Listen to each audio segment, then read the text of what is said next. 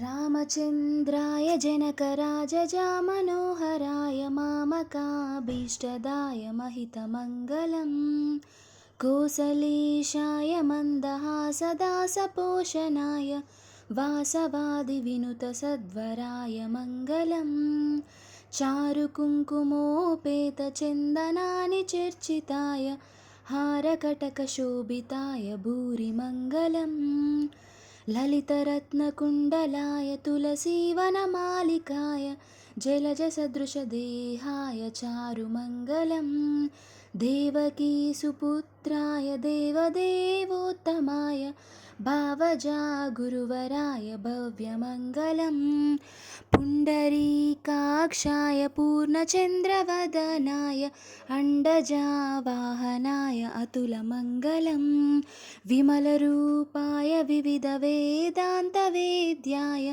सुमुखचित्तकामिताय शुभदमङ्गलम्।